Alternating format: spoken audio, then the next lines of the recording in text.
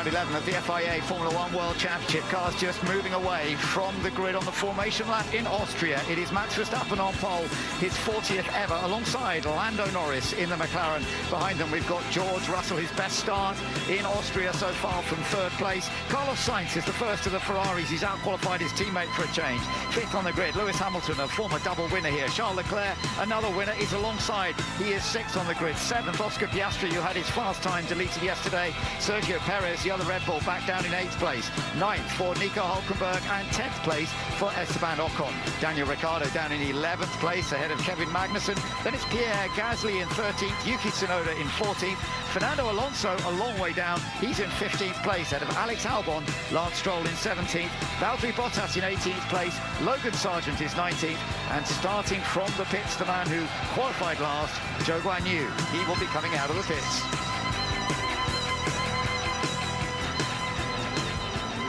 So we have got all the cars out except for Zhou Guanyu on the formation lap. It's a short lap here. Jack Aitken alongside me. You've raced here many times in the past, Jack, and it is a track where you don't get much break as a driver. It's pretty much full on the whole time.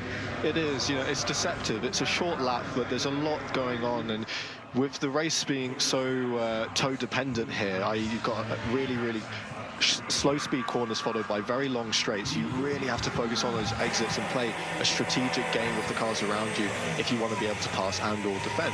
So it's going to be interesting in the run up to turn 3. Absolutely, yeah, and you don't want to spin up those rear tyres too much in the first lap, because otherwise you overheat them as well, don't you? So that can be challenging. Especially so today with the temperatures being higher. You know, it's going to be very punishing out there for those tyres, and they're going to have to take care of them, like Ruth said. Yeah, okay. Well, the cars are just beginning to make their way onto the grid. Max Verstappen, he's got control from that pole position. Lando Norris will be alongside him. Max has the outside line up towards the first corner. George Russell just moving into place. Let's go to Jenny.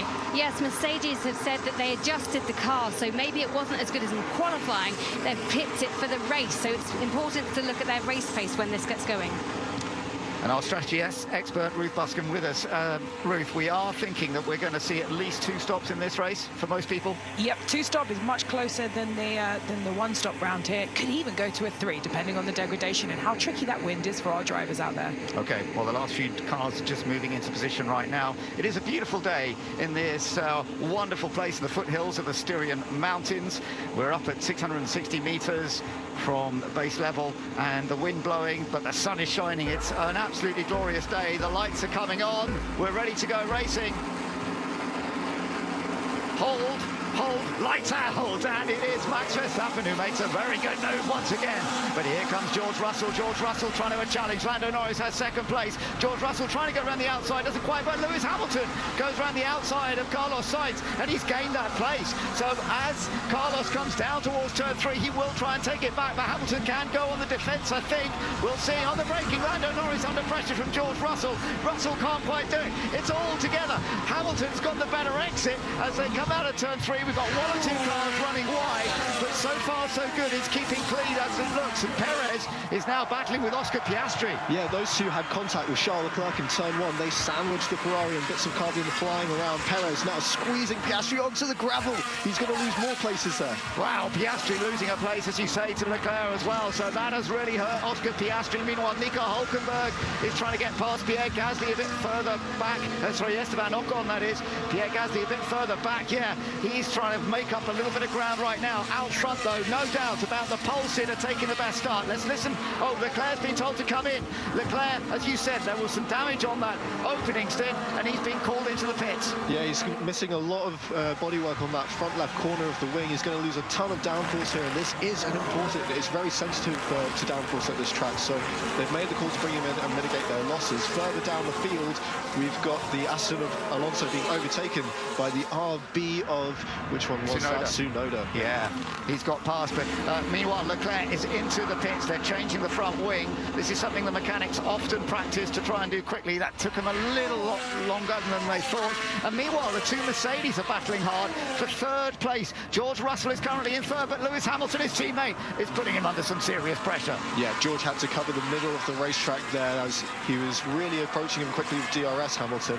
He could have made a late lunge, but that would have been very risky to do on your teammate. It's early doors yet, but he's looking around the outside. of turn 6, looking for that clean air, not to get stuck with understeer as he follows in the wheel tracks of George, and he's able to stay pretty close here, so he's going to probably have another look as we get into the final sector. Yeah, and of course it's going to be interesting to see how they cope with this. Track limit's much better here in Austria now as they've changed the curbs, put a little bit of gravel traps on the outside. People are running wide, much less than they have done in the past. Over the line, Max Verstappen has a lead of 1.1 seconds over Lando Norris. Then we go back to a couple more seconds. It's the battle between Russell and Hamilton. That's what we're watching right now, and it's going to be close once again. With DRS now in play, Lewis Hamilton has a chance to use that DRS. He's closing up to the back of his teammate. He's going for the inside. He goes down the inside into turn 3. Lewis Hamilton gets alongside, gets past George Russell, and Russell's going to have to watch out because Carlos Sainz is close, but now he has DRS in the next stage, and this is where he might get it back. That's the nature of this track.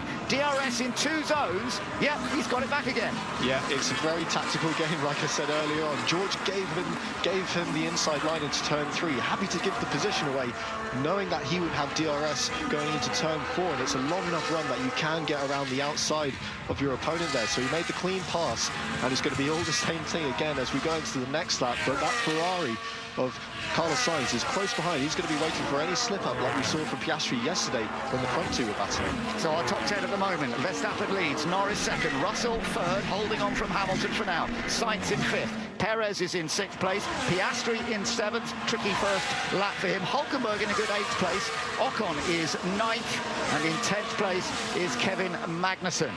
There's a Hamilton-Sainz incident that they're just looking into at the moment, but the main loser, of course, in all of this is Charles Leclerc, having come into the pits, changed the front wing, and he's way down in 19th position right now as Hamilton still trying to keep the pressure on George Russell. Let's go over to our strategist, Ruth. Ruth, early days of this race, and obviously they've got to look after the tyres reasonably well at this stage now that they've got through the first lap without falling off too many, except for Charles Leclerc, of course. Yeah, it's all about tyre management and DRS. Remember, the DRS here is worth 7/10 a lap, and the gap between P1 and P20 in Q1 was only 8/10, so it's a huge amount. It's going to be a balancing act between looking after your tyres and trying to break DRS or get DRS with the cars in front. Out front, Max has already done that with 2.3 back to Lando.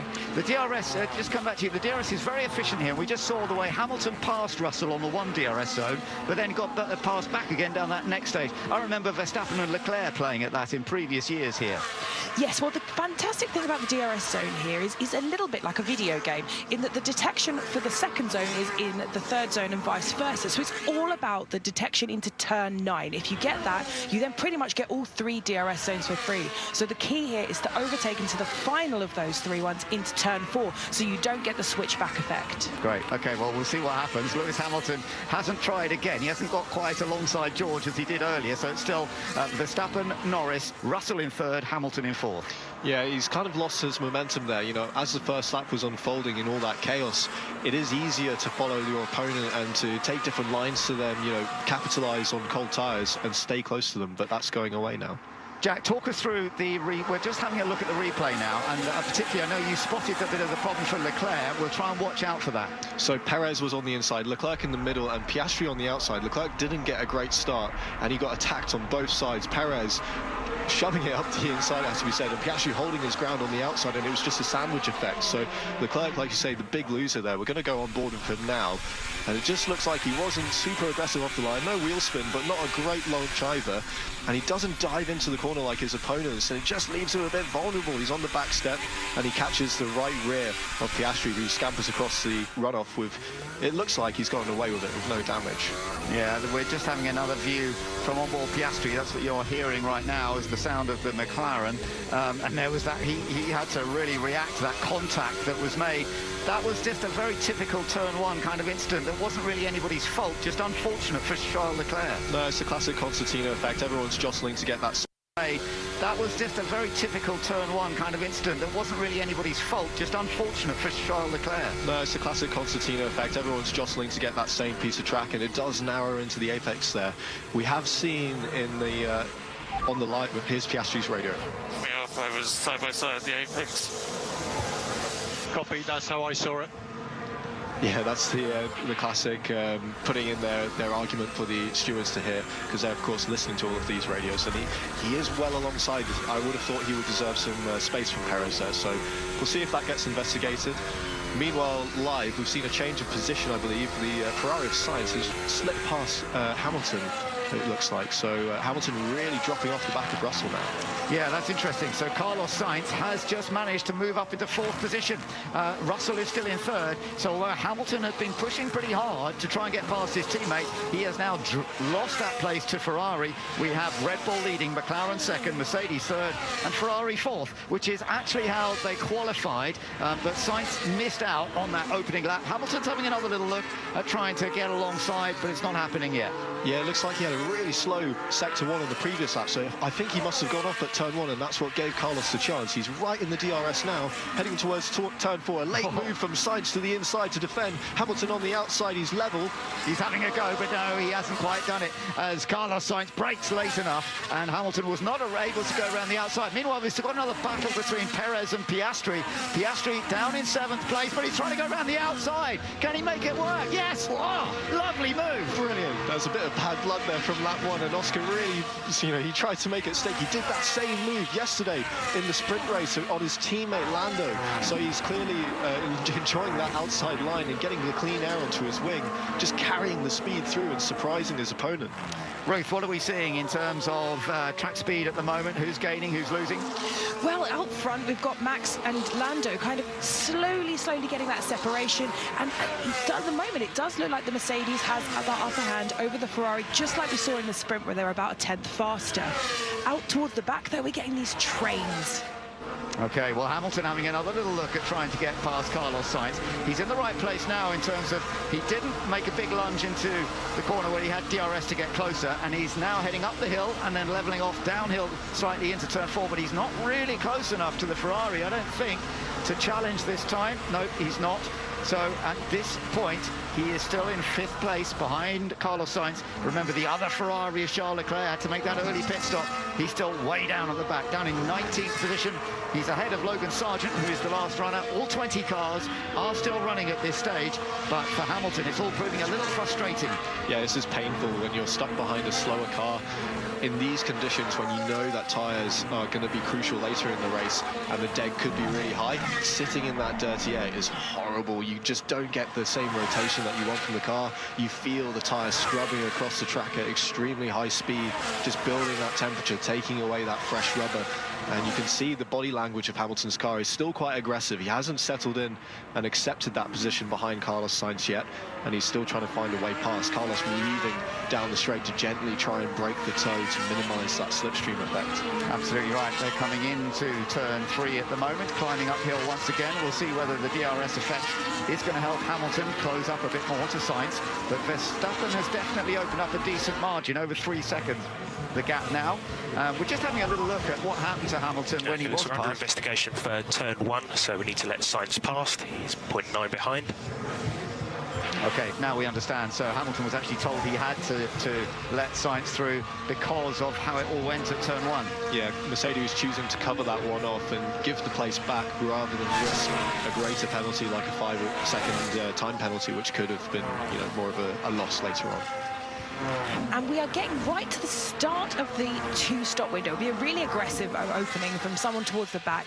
It's quite wide here. Ideally, you want to go into around lap 25 and have balanced stints, but often it's only the guys right at the front that have that opportunity. Between 15 and 25 is your normal window.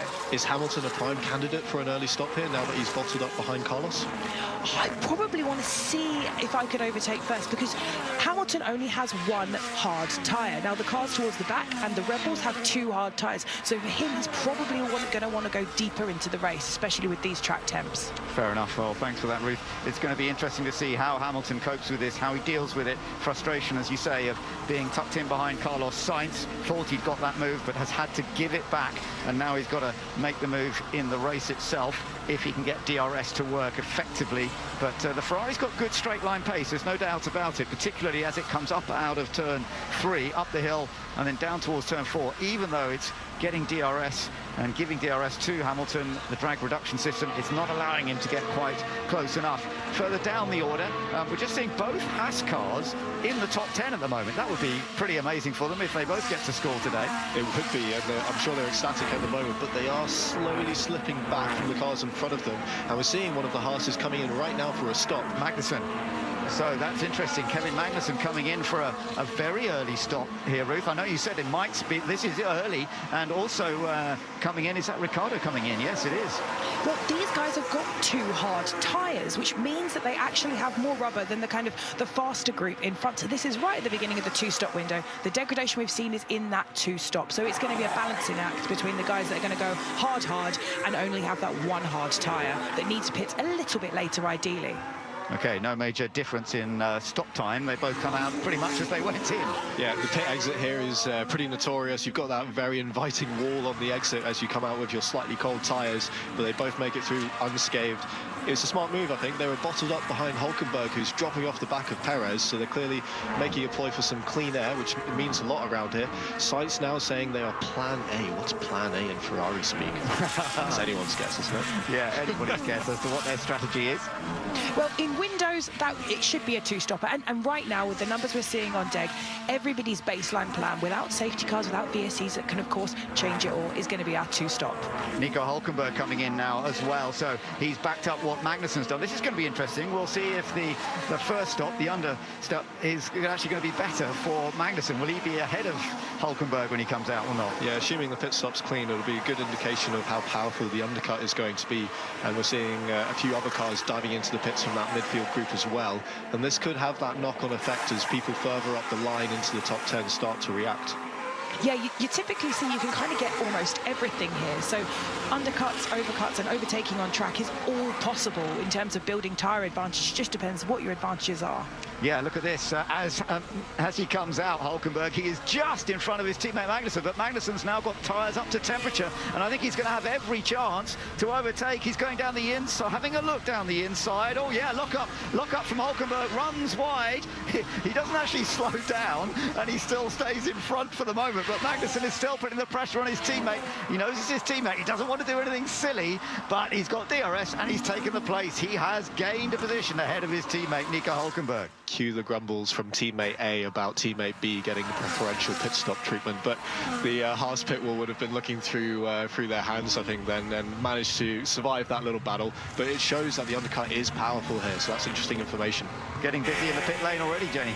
Yeah, it really is. It's great, isn't it? It was slightly long for Hülkenberg, 3.4 seconds. I don't think that helped them, but as you say, everyone's come in now and switched onto that hard tyre.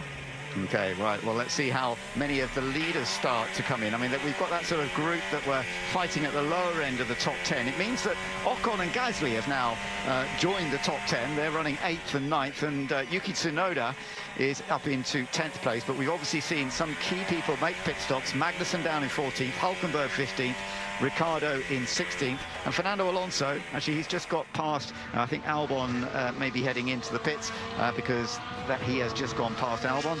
But up front, no great changes, and the lead that Verstappen is opening, just extending bit by bit. He's got it up to 5 seconds after 12 laps completed. We're on lap 13, in fact, just onto lap 14 now. 5 seconds advantage for Max Verstappen over Lando Norris in second place, George Russell in third, then Carlos Sainz and Lewis Hamilton, who's had to sort of give up a little bit for now. He's probably looking after the tyres at this stage rather than being right on the back of the Ferrari. I think he'll have been forced to, because you can only spend so long attacking close behind another car. So he's dropped off now to that sort of safer 1.5 second gap, and will be just trying to consolidate his losses, wait for the next opportunity, which will be around the pit stops. It's interesting that Russell is not dropping that much time in comparison to Norris either, so that fight is still on for P2. On board with Hülkenberg now, he's coming back at his teammate, and this was oh right, yes, absolutely, down into turn 4, wasn't it? So I wonder if that might have been a team order just to swap the places back again after his slower stop, but Magnussen certainly didn't put up a fight. No, he didn't. So that means Hulkenberg, as you say, now back ahead of Magnussen. They're running 14th and 15th. Alex Albon is trying to make a move on Charles Leclerc, goes down the inside, and yeah, actually gets past the Ferrari. So makes you wonder what's going on there, Jenny. Yeah, I have asked the team what the damage was for Leclerc. We saw him come in, change that front wing. They haven't got back to me yet, but obviously he's lost a bit of downforce. Probably the floor is a problem as well, so not running as it should be. And of course, Charles has only got one hard tyre. He's got quite a lot of mediums, but that's the only hard he's got. And it's the same story for the guys up front. Max has two hards. He's got one used medium, which you can use again. Magnus on team radio here. Got to manage the tyres, Kev. Got to manage the tyres. And Just me or Nico too? Those cars need to save tyres. A long way to go. And I would completely agree with that comment. Whether you're on the hard or on the medium here, you need to save it. The hard gives you a little bit extra life, a little bit lower deg, but it's a little bit slower. And as we saw, it's a little bit slower out the box. Right at the front, Max can react to whatever goes on. He's got two hards. He could also do the medium, hard, medium strategy he did last year.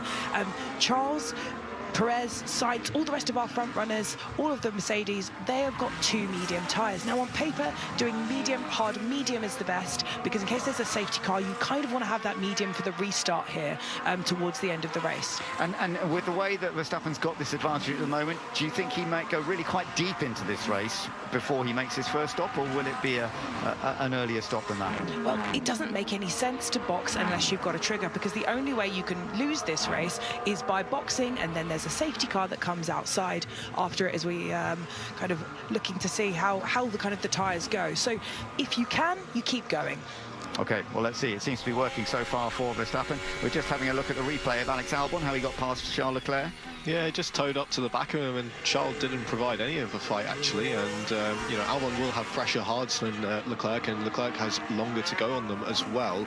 So, you know, potentially saving the tyre a bit, but it's still odd to see a Ferrari pass so easily by the Williams there. It does seem like something's not quite right in that car.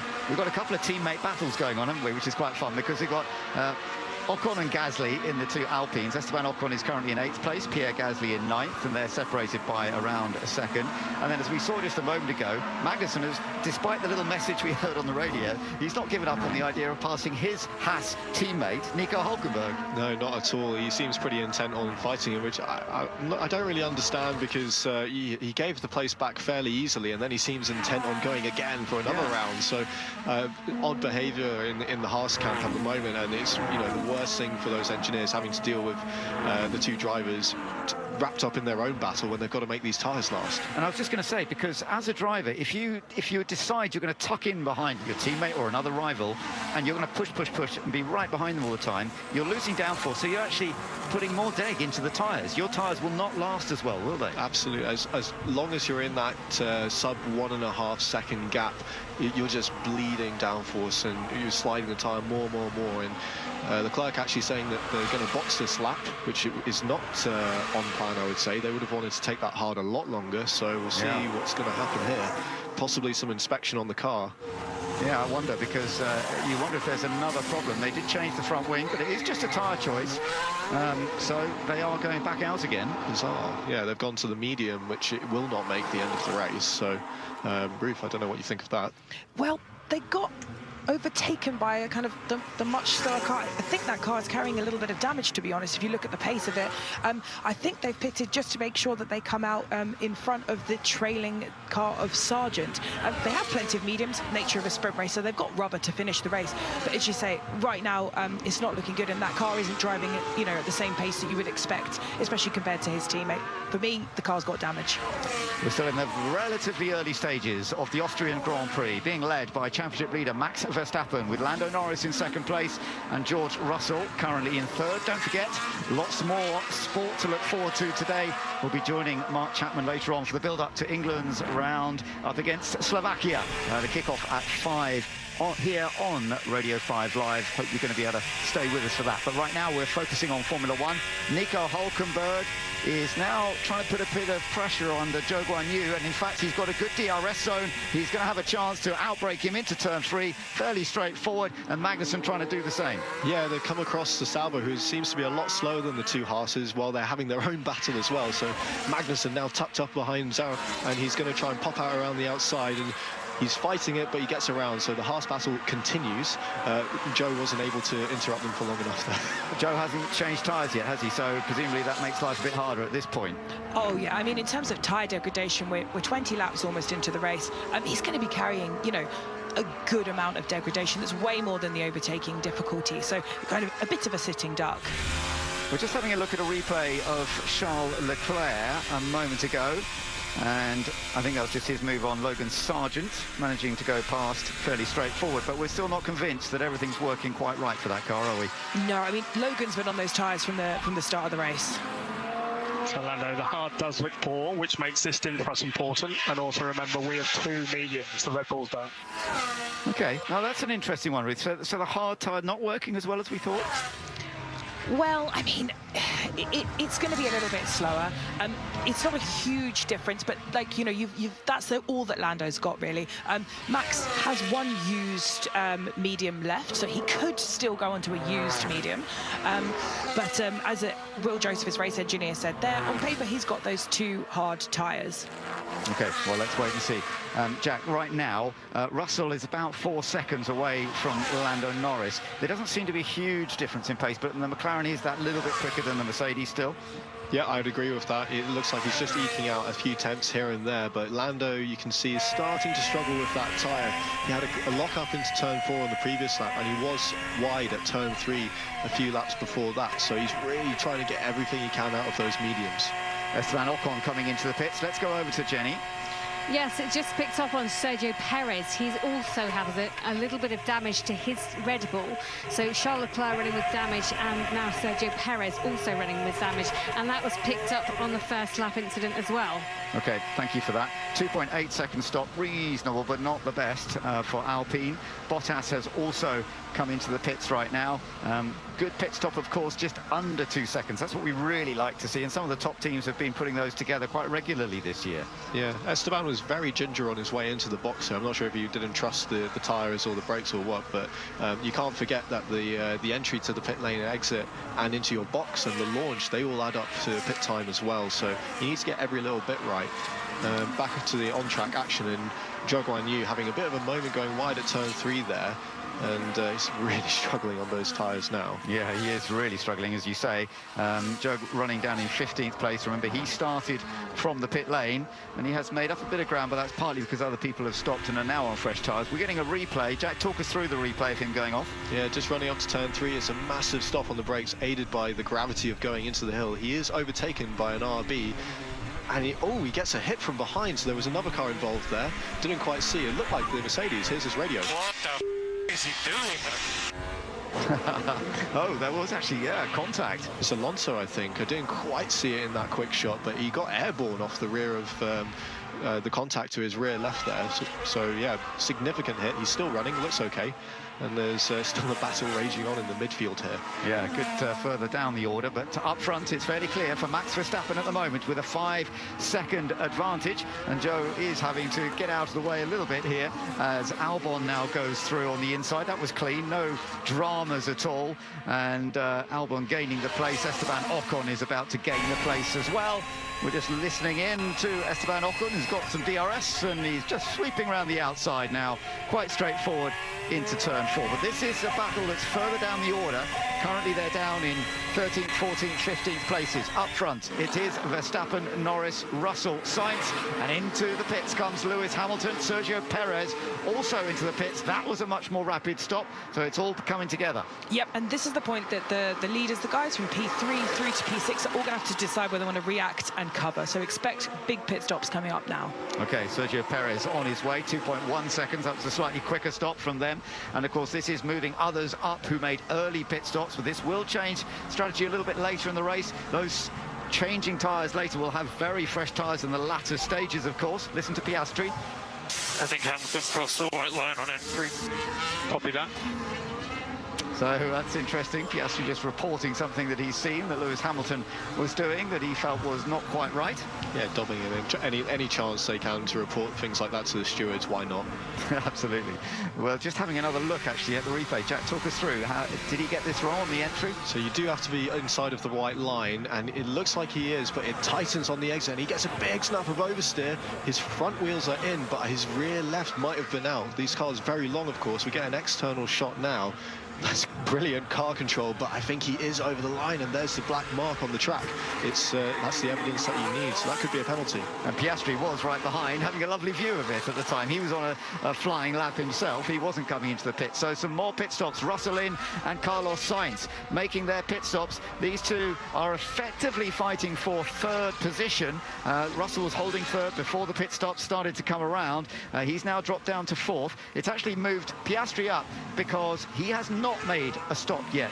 Oscar Piastri has been left out, so we've now got the McLaren second and third. Norris in second, Piastri in third. George Russell, now having made that stop, is in fourth. Sainz in fifth. Hamilton still behind them in sixth, and Max Verstappen now being told to come in.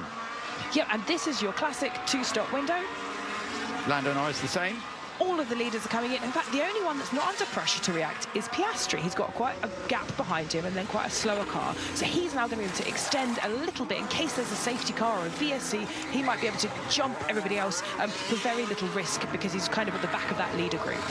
Well, Verstappen, not the best stop for Red Bull that we've seen this year, 2.7 seconds, but it's clean enough. They've got him on his way, and actually, funnily enough, it's almost the same for Lando Norris. We've just seen a 10-second penalty for Fernando Alonso for causing collision. I think that was the Zhou Guanyu incident. So 10-second penalty he will have to take when he comes into the pits himself for his next pit stop. Piastri is now leading the race because Verstappen has been into the pits. So Oscar Piastri leading the Austrian Grand Prix at this stage. Yeah, he has to try and take advantage of this clean air now and just run as hard as he can. It's the best thing when you get some clean laps during a race. You feel that fresh air on the wing, the car coming alive a little bit, and while his rivals may be tripping up over some other traffic, like his teammate Lando Norris just had to slip past the Williams there into turn 3, he could make up some gains here. Absolutely. So it's just a question of how long they're going to leave Piastri out on this rather different strategy. But it's worth a bit of a gamble for them, isn't it, when he had to start that much further back? Exactly. So the car that he's going to be looking at the pitting window for is Checo. So Checo is the car that he's racing behind. He can last a good couple of laps. They'll be watching that pit stop window. They need to be, as long as they can bleed away the time down to 20 seconds, all they're doing is covering more of a safety car window for no loss, which could give them the upper hand. They don't go back. Yeah, he launched straight into me. Yeah, we're on it. We're just looking at a replay. Turn right to the box. This is a talk from Lando Norris, Jack, of how it was for him as he came into the pits. Do you feel that that was wrongly done by Red Bull, sending Max out? It's a close one, that's for sure. I mean, Lando was already easing his way into the box. Lewis Hamilton gets a 5-second penalty. He did cross that line on pit entry, so that's going to be either added to the next stop or the end of the race. But yeah, Lando had to really slam on the brakes to, well, I say avoid. There was still some space. I think Lando was more surprised than anything else that the Red Bull was launched. So, you know, I don't know how they're going to see that in the stewards box. Johnny Herbert is the driver steward this weekend, so he's the one who will look at that along with his 3 other members of the stewarding panel. And they seem to be dishing out a lot of penalties today. They must be a little excited. Yeah, they seem to be adding a few penalties, you're right, but Hamilton's having a bit of a frustrating weekend. He looked very rapid in first practice on Friday, and everything since then hasn't quite come together for him, and that little error has cost him some valuable time. So Piastri now into the pits, so he's gone deeper. I wonder where this is going to bring him out. It's that battle with Perez, as you said, Ruth, that's going to be a bit key here, isn't it? Yeah, he should be coming out in front of Checo, so nothing ventured, nothing gained, but it was a good idea to extend and cover that later window across the critical pitting window. Good pit stop, 2.1 seconds, so quicker than some of the others we've just seen. A new fastest lap by Lando Norris, interestingly. Lando Norris on the hard tyre. Okay, so we do have a 5-second time penalty, but we just get our head down and get on with it. Yeah, sorry guys. No problem, Lewis. Yeah, he knew he'd gone over the line on his pit entry, and that has cost him a 5-second penalty, which we will see at his next pit stop. He is currently still in 5th place. So the order right now: Max Verstappen leading from Lando Norris in 2nd place, George Russell in 3rd, Carlos Sainz in 4th, Lewis Hamilton in 5th, but he will be getting a 5-second penalty. If you added 5 seconds right now, then it would certainly see Piastri move up. Piastri is currently in 6th position. Hulkenberg is currently ahead of Perez, interestingly. So Hulkenberg in 7th, who made an earlier pit stop. Perez is in 8th, Magnussen in 9th in the second Haas, so both Haas still running in the top 10, and Daniel Ricciardo has that final 10th spot at the moment for the RB team. They've just announced that they are going to look into that incident between Norris and Verstappen for an unsafe release. The key thing here is if the car behind, i.e. in the fast lane, so Norris in this case, did he have to slow down to avoid a collision? It's really tough to say because Lando actually braked fairly preemptively. He left a bit of a gap, about a car length, maybe a bit less, I would say. So I don't know how the stewards are going to judge that. They kind of have to, here's Hamilton on the radio. Lewis, there's everything to play here, everything to play. The Toto Wolff G-up message to Hamilton, get the head down. That's quite unusual, isn't it, for him to come across when it's not like battling for the lead. So that's interesting. I just wanted to make a point that we have a couple of drivers who are still out there on the mediums. So Russell changed onto the mediums. Everyone else on hard, apart from Alonso on the mediums, a used set of mediums. Stroll and Leclerc, they're all the medium runners. Everyone else, as I say, is on hard. Okay. And this is interesting because of how it will play out at the end of the race. So typically you want to kind of have a medium at least available in the office, as we should say, to have in case you have a safety car. Because the thing about here is if there is a safety car, the restart gain is actually huge on a softer compound. So we had a great example in 2020 where you got 3/10 to turn 4 just by being on a softer compound. Well, thank you, Ruth, all your strategy expertise from your working in Formula 1 for many years. We're just looking, Jack, at that incident where Fernando Alonso has been penalised, and it did look a bit daft. Yeah, he just tripped up there. He made a mistake. You know, he saw that Zhao was on the outside and being overtaken ahead, and he wanted to capitalise and get in on the action. Unfortunately, he just locked the inside front as he turned in and couldn't slow down in time. He rubbed up against the side pod first and then touched his rear wheel, and that's what sent Joe off into the runoff area. So I would say penalty deserved, and it was just an honest mistake.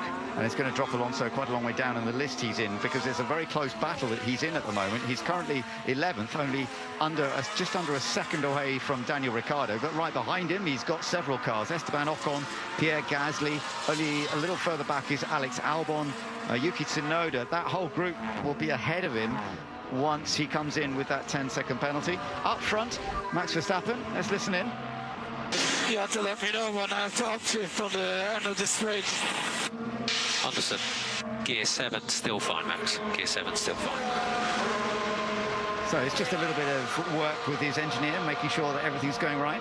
Yeah, I'm not sure if they're managing any kind of an issue there, but these engines do have an extremely wide operating window when it comes to shifting. I mean, they've got a lot of torque to play with, so you do see drivers playing around with that shift point either early or late, and Max just asking, you know, what's the best gear for me at the end of the straight. So, you know, if they're managing an issue, it's good communication. Otherwise, he just seems a bit bored, to be honest. Esteban Ocon just putting a bit more pressure under Fernando Alonso in that group, down for 10th, 11th, 12th places. Ricciardo just ahead of them in that 10th place. I just want to see if he's going to get a chance heading up towards turn 4, because with the DRS, but they're all in a DRS group, so it's not enabling at this stage to get past Alonso. In a way, I'm surprised Ricciardo hasn't come under more threat, because he hasn't got that DRS quite in operation yet, with being a bit further back from Magnussen up ahead. Yeah, exactly. That battle for the last points position is really heating up. And don't discount Charles. Whilst we've been watching at the front, he's slowly been making his way back up towards. And this is good, Charles. We're projected to come to the points, even without a safety car. That was well predicted, Ruth. How did you do that? Almost nice. Like I was using race strategy. Excellent. Well, we'll see. What do you reckon, Jack? At the moment, Leclerc's quite a long way down, but he's on this different strategy, so he does have a bit of overtaking on track to make it work. He does, and the cynic in me and the driver who's been subjected to those kind of messages before, the engineer will always try and G you up and give you something to chase. So there might have been a bit of a positive spin on that, but they're definitely giving it a go. Verstappen being told it's still pretty gusty out there, talking about the wind, which is it is up there today, and there's a dive up the inside by was that Gasly on his teammate. Yeah, Gasly trying to get past his teammate Esteban Ocon, and the two of them are absolutely together. So we're watching right now a really good group, 4 cars battling from 10th place. So you get a point for 10th place. It really matters to all of these teams, I tell you. The Daniel Ricciardo car, the RB, is currently in 10th place with Alonso in 11th, but we know he has got a penalty coming up later. And then we've got Ocon and Gasly, and they've been just in or outside the top 10 throughout this race and through qualifying, etc. So the chance to score points, which they have been doing more recently. They've been scoring 9th and 10th places a bit more regularly. Perez incident has been noted, speeding in the pit lane. So, as you said, there's a lot of penalties coming out today. There seem to be all sorts of things. Yeah, when speeding in pit lane is noted, you wouldn't bet against a penalty coming, so there's more misery for Perez coming. Yeah, exactly, and that would actually put Hülkenberg into contention. Maybe Checo's a little bit too fast, but yeah, P8 all the way down to P10 right now is up for contention. Maybe even P7 if Checo does get a penalty. Yeah, good point. We're listening on board Pierre Gasly at the moment, as again he's very close to his teammate Esteban Ocon. I always find it quite intriguing, that line that they take into turn 3. You can take the kind of middle line. You don't have to clip the apex on that corner and still be just as quick through there, can you? There's a really big ramp up in the track at the apex there, and it means that the inside wheel often picks up on the rear and you get a lot of wheel spin, which is really unpleasant. So drivers sometimes elect to take the wide route round and just have a smoother exit, and those 4 cars that are very, well, 5 now with Magnussen dropping into Ricciardo, all taking slightly different lines there because they're all searching for the best exit, the best launch for the long run down to turn 4. When you're in a DRS train like that, it is very difficult to get the upper hand on your opponent, and you're almost waiting for the car in front of you to be tripped up by the person in front of him, get a bit of dirty air, get a bit more understeer than you expect in one of the corners, and then you capitalise on that mistake. Okay, well, let's see what happens here. We may end up seeing some mistakes because this is a very close little battle for the final point in this Austrian Grand Prix. Daniel Ricciardo still holding on to 10th, chased by Fernando Alonso, but then chased even harder by the 2 Alpines, as Ocon again is coming under pressure from Pierre Gasly. Gasly might have a little look this time, moves in, then out. They've got to be a bit cautious when you're up against your teammate. But, of course, we've seen these two hit each other already this year. There was that very embarrassing incident in Monaco when Esteban Ocon hit Pierre Gasly. It ended the race for Ocon. Thankfully, Gasly was able to continue, but it made the team pretty unhappy. And it was, although they had already decided at that point that Ocon was not going to continue with the team, I think they were quite happy to put that out after Monaco, the news that he would not be continuing with them from the end of this year. It's always difficult to manage a driver who's known to be on the way out because you know, you lose a bit of leverage in all honesty. So no love lost in these two, but we have some news from the penalty front. Yeah, we've got another penalty. It's Perez. He's got a 5-second penalty, and it's just of interest really in lap 33. But actually, the teams are responsible for serving their own penalties. So when a car comes in to do a pit stop, the team have to time that 5 or 10-second penalty, and only to their measurements will they then go and be able to work on it. So it'll be interesting in the next pit stop window to see that penalty play out through that through the grid. Let's get a quick update on the cricket with Isabel Westbury.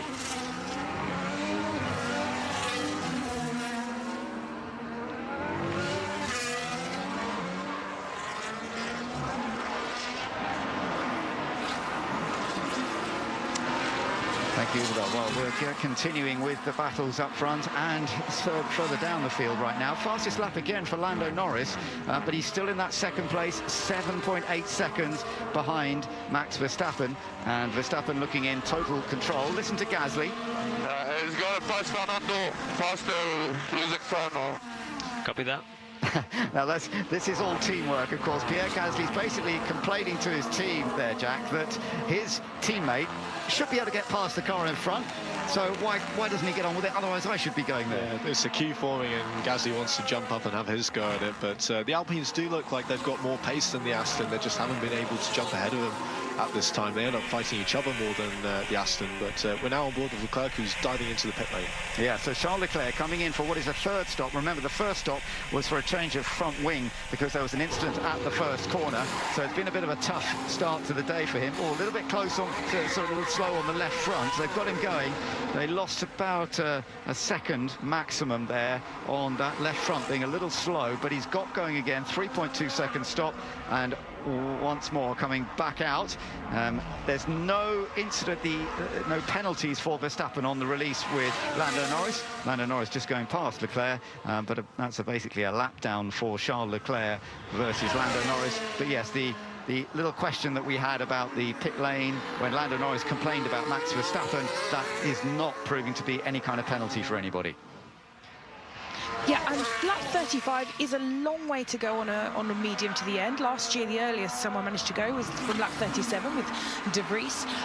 It is possible. They could also potentially be thinking about adding another short stint at the end. OK, so that's Leclerc. And we have got a bit of a move now from Esteban Ocon getting past Fernando Alonso. So he's managed to do that on the way up into turn one. He didn't always see moves there, but that was pretty effective. Now, Alonso has DRS, so he may well be able to come back again. And he is looking for it. Oh, Ocon blocking it. Gasly goes to the outside. Now Gasly gets past Alonso and he's actually having a go at his own teammate. Don't touch each other, boys. Oh, Gasly ends up running wide as a result of that. Over the curbs, has to tuck in behind again. That nearly went horribly wrong, but they have got both Alpines ahead of Alonso. Yes, they have, and you could almost see that was coming, the shove from Ocon to push Gasly wide on the exit of turn 3, and Alonso commenting on the radio, wow, as he watches the battle between the two Frenchmen. But yeah, no quarter given by Ocon, and I doubt that the team will look upon that very kindly. That was all a bit close. Thankfully, both cars have survived, but it was pretty aggressive stuff, as we can imagine. Jenny? Alonso's being told to box. He has a 10-second penalty. You must remember that incident where he crashed into Zhou. So he'll come in now and serve 10-second penalty, and then they'll do the tyre change. And that should bring him out just in front of Charles Leclerc, and he has a hard that he can now run to the end on. Right, that's very interesting, OK. But this is going to be a tough one for Alonso. It's always painful when you have to come into the pits and then stop and wait. Your mechanics are all there. They're not allowed to touch the car. You can't touch anything. If they do, you'll get another penalty. Waiting for those 10 seconds to tick away. It feels like forever for the racing driver. Yeah, and it's horrible for the car as well. The brakes are getting hot, and you're just sitting there with the tyres out of the warmers. They're getting cold. Everything's going in the wrong direction, but they get the tyres changed. He's onto the hard and away again. But 14.4 seconds. They only had to serve a 10-second pit stop. So actually, 4.4 is the time it took them to change the tyres, and that's long. Yeah, OK, well, I think the extra heat, as you say, from sitting there for so long is a part of that. We're just looking at a replay, Jack, of this incident when they were attacking Alonso, the two Alpines, and then Pierre Gasly trying to get past his teammate. Yeah, Gasly takes advantage of them two scuffling on the inside. He goes right the way around the outside. Here's his radio. What was that? Why did you see just run me off the track? Yeah, well, that's the response that you'd expect from the driver, and he's not wrong. You know, he was well alongside on the outside, and Ocon effectively did the same to him as he did in Monaco, but Gasly was even further alongside, and Gasly had run off to take this time to avoid a collision. So, you know, you could even argue that should go to the stewards. Yeah, Ruth, what do you think on that one as a strategist? I mean, I know it's slightly different. You never quite know. It depends how the stewards decide, but he didn't give a car width to his teammate there, did he? Yeah, exactly. It is so painful to watch, especially you know, where every point matters when you see your drivers fighting. It's like seeing the kids fight, and as we saw, that also cost Fernando some time, including that slow stop, which means he's filtered out right at the back in P19 behind Charles and Joe, that's yet to pit for his second stop. Tsunoda just had a bit of a little bit of a lock up there, but managing to get past Albon. Meanwhile, we're riding with Oscar Piastri here. He's currently running in 6th place, and actually he's doing a good job. He's only 1.7 seconds behind Lewis Hamilton. Yeah, he's been faster than Hamilton consistently over the last few laps, just reeling him in a few tenths a lap. Nothing dramatic, but he's been quick, as has his teammate Lando Norris in P2. Yeah, and exactly as Jack says, they might be setting up for an undercut. We're getting into that, getting close to that kind of 2-stop window for the second stop. So if he's within at least a second, he could both undercut or even, you know, overtake on track, because as you say, he is faster. Well, we'll see what happens for McLaren. It was disappointing for them yesterday when Oscar Piastri lost his rapid lap that should have put him third on the grid, but it was decided he had just fractionally run over the track limits. There was a bit of an argument about it, but in the end he had to start from 7th place. Piastri now in 6th, but a real chance of moving up to at least 5th, maybe then chasing after Carlos Sainz in 4th. Well, he's going to get Hamilton either on track or at the stop, because Hamilton had that 10-second penalty to face. If I was McLaren, my focus would be on how do I get Sainz. Yes, no, that's an absolutely good point. And what it also means is that if they can get Sainz with Leclerc right down towards the back, and I know there is still a chance of him scoring some points, but remember, McLaren are third to Ferrari in the Constructors' Championship at the moment. So if they can get Piastri up ahead of Sainz, and with what Norris is doing, this could be very important to them, couldn't it? Yeah, exactly. With that slightly shorter stint and the pace that Charles is doing with that car that does look a bit damaged, I think points difference-wise, it is going to be tough for him to get back into the points at this stage without a safety car intervention, of course, that could bring the pack back together. So yeah, points difference, you've got to be focused on Sainz if you are the McLaren pit wall right now. Jack, as an ex-F1 driver, a driver who you've raced all sorts of different categories around this Austrian circuit, I know. We're now over halfway through it. It's quite a high temperature day today. We're just seeing Magnussen come in. From a driver point of view, how are they feeling at this stage in the race, do you reckon? Well, hopefully, if your training's been going well, you're working up a sweat, but you're feeling fine. You know, there's so much adrenaline when you're in the car, so much to focus on that you really have to be suffering a lot to let that interfere with getting the job done. Here's Verstappen. I don't know what's happening. Tires are suddenly really bad. Copy. So he's reporting on his hard tyres. Yeah, it's interesting. With the hard, it could go either way. It could be that, you know, they're reaching the end of the life. Maybe temperature's getting a little bit too high on the surface, and he's just tipped over that operating window. So we're on board now with Stroll, who's diving up the inside into turn 6 to get ahead of Alex Albon. Indeed. But going back to Verstappen, it could also be that, you know, as the tyre wears down and gets thinner, if they get too cold, it can be very hard to get them back into that operating window, and you actually lose a little bit of the ability to play with that tyre and put temperature in, take it out as the rubber gets thinner and thinner. Hulkenberg coming in now, Ruth. So that's we saw him make an early stop. Now he's making an early second stop. Yeah, I mean, this is 30 laps. You can get to the end on that hard tyre. Of course, it has to have 2 sets of that hard tyre, and the hard tyre is slower than the medium. As Jack says, towards the end of its life, it gets a little bit cold, but you do have slightly lower deck. Oh, look at the 2 Alpines. They're going side by side. Pierre Gasly's got the chance to get past Ocon now, I think. Or is he? No DRS. No DRS for Gasly. He's going to go around the outside as Ocon inches ahead. He covers the inside. Gasly's well alongside. They leave each other space for once, and he's got the inside now for turn 6 as the circuit goes from right to left. Let's see, though, side by side. Yeah, he does get through. And Gasly's managed to get past his teammate, Esteban Ocon. That puts him up into 8th place. Thankfully, they didn't actually touch each other that time. Yeah, huge sigh of relief in the Alpine garage. And if Gasly was being truthful, then he's released now into clean air. He's got a gap to work himself into and to try and extend himself away from Ocon. Interestingly, the incident involving Ocon and Alonso has been noted up at turn 3. That would have been because Ocon covered him on the slight kink, which is actually turn 2 here, going into turn 3. Alonso had popped his nose out, but was effectively being guided off the track by Ocon. I don't know if Alonso was actually alongside him, but that's what they'll be looking at. Fair point, yes. That was before we saw then the incident between the 2 Alpine teammates into the sort of right-hander, wasn't it? So that's an interesting aspect to it. Yeah, exactly. And we said every single point counts in that championship battle, right from like P6 down to P10. And whereas at the front, it's all rather spread out with P1, 2 and 3 around 7 or 8 seconds apart. Those last points positions are so close, and they mean so much. This was fun, Jack. We're just looking at a replay of the Gasly-Ocon battle again. I winced. There was nothing between those two. They, you know, Ocon darted out to cover the inside as he saw Gasly coming up in very quickly to him in his mirrors, and then came back to try and squeeze him on the outside, and there was nothing between the wheels of those 2 cars.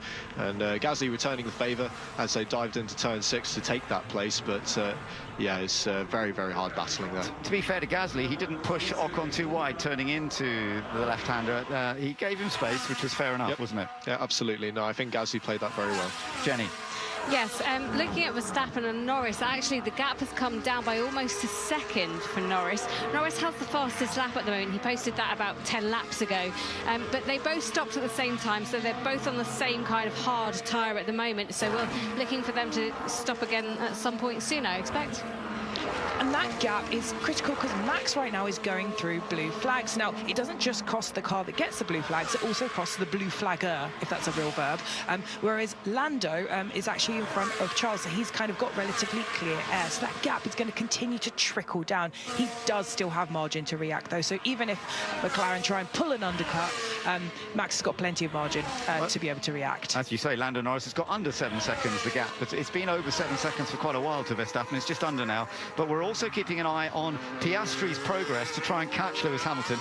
As we know, Lewis does have a penalty that will drop him back anyway, but it's still in Piastri's mode to try and get as close to Hamilton and overtake him on road if possible. Yeah, he's definitely in that undercut zone, but it's difficult for him now because he is hitting that dirty air. He's stalled out now for a couple of laps in that 1.5 second area. And of course, what McLaren do have is a follow option, so they can say follow Hamilton into the pits because they know with the 10-second penalty they will get that position. So they've got that place. It's got to be focused on how do they maybe try and get Sainz for P4 at the end of the race. Yeah, we'll see. Gasly's been into the pits. That was a 3-second stop. Not perfect, but OK.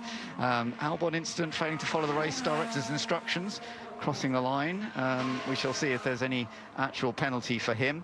But meanwhile, it is still Max Verstappen who has a lead. It's a comfortable lead, but it is being narrowed down very slightly by Lando Norris. We're just looking at a little replay of bobbling over the curbs and a piece of bodywork coming off Esteban Ocon's car, Jack. Yeah, it's one of the flicks attached to the inner side of the rear wheel, which is it's all part of effectively of the diffuser to try and energize that air coming off the back of the car and generate downforce. So really not ideal around a circuit like this where it's such a sensitive track for downforce. And depending on where that debris is, if a VSC comes out, that only costs 10 seconds to box rather than the 20 seconds to box. So anything like that could change this race. It looks pretty static at the front all the way over. It was just in the gravel trap that they've put in on the exit of turn 9, so it's not on the track, but it's pretty close.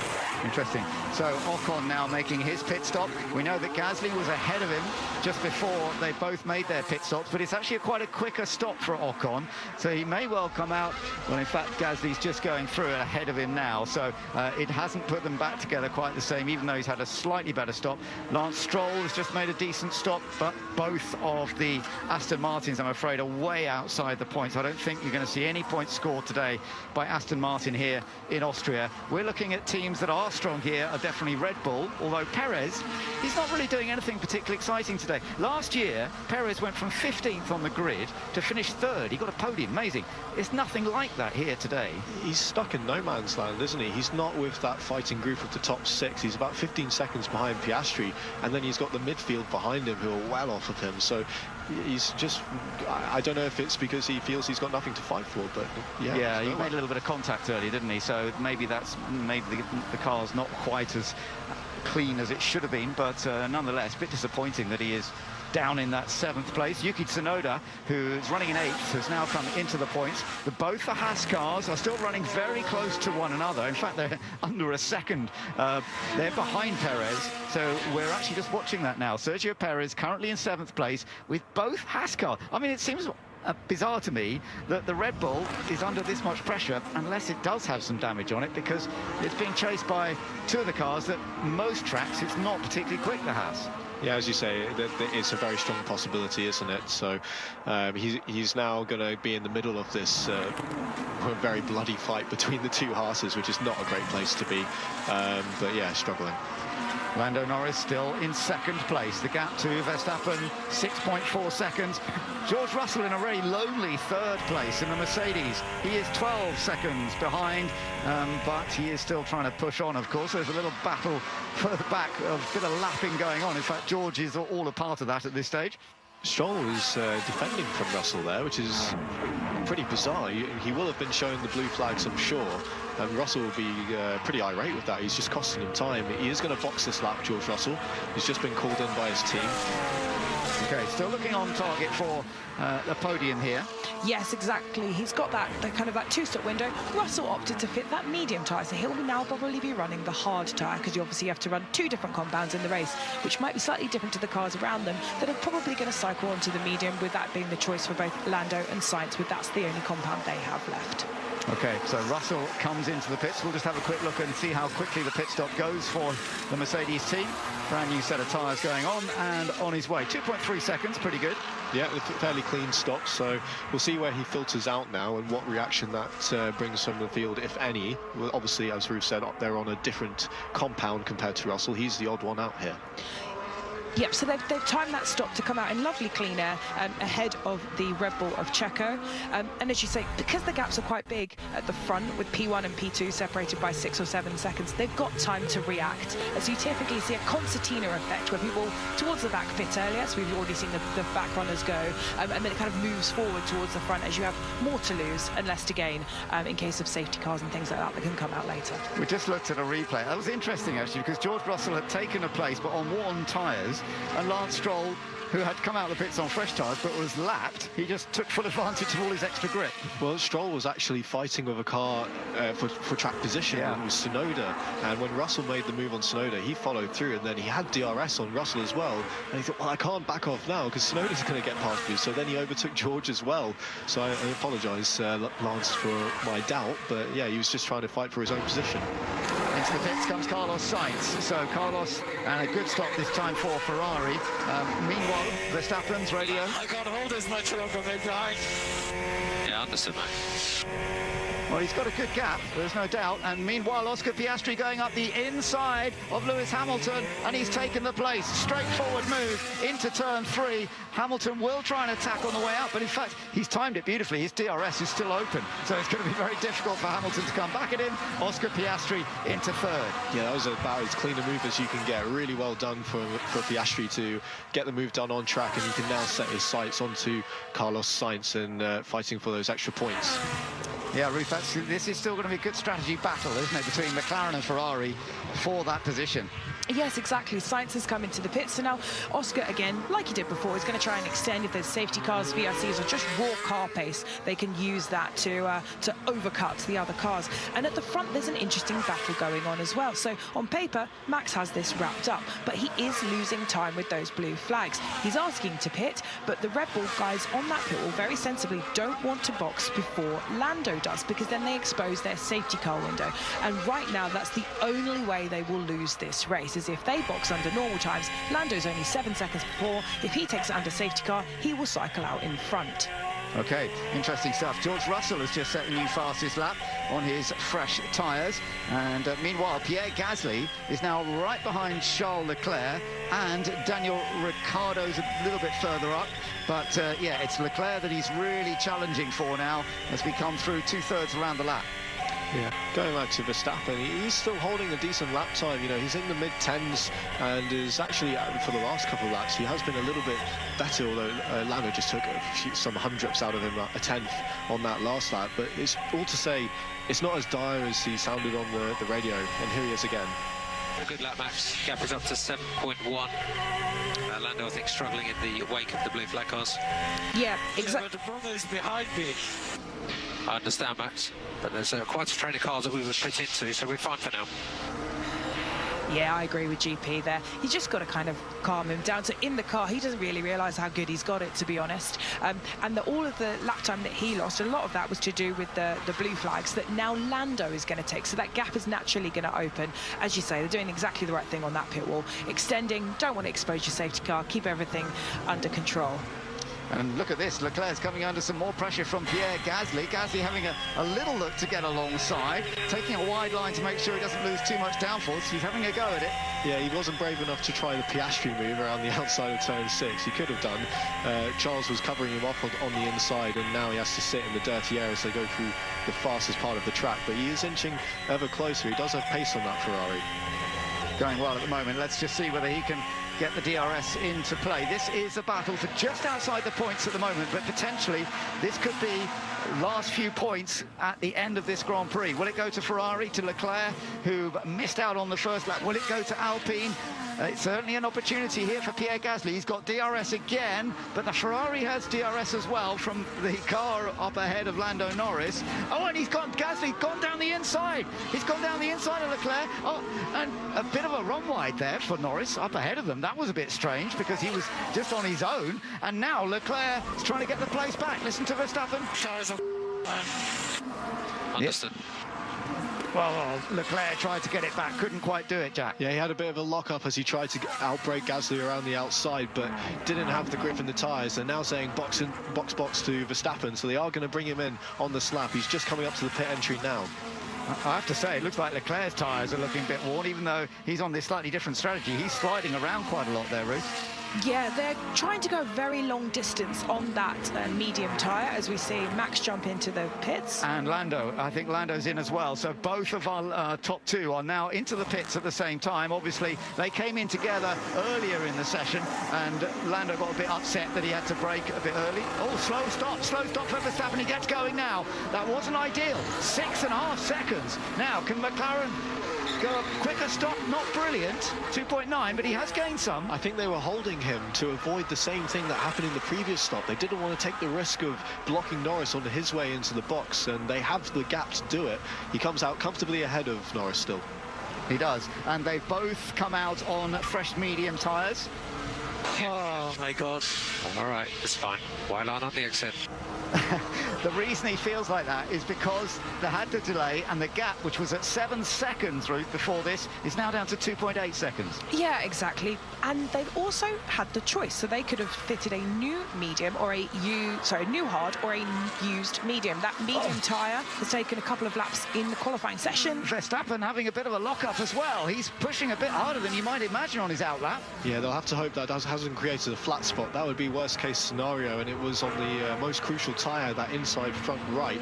So they'll be monitoring that now. They can look at the vibration in the data from the sensors that are on the car. So he's going to get that fed back to him. He'll feel it immediately in the car, but yeah, not a happy body at the moment. Well, fascinating to see because Lando Norris is within 1.7 seconds now, but they are dealing with some traffic. Let's quickly get some more news on the cricket. Simon Marn.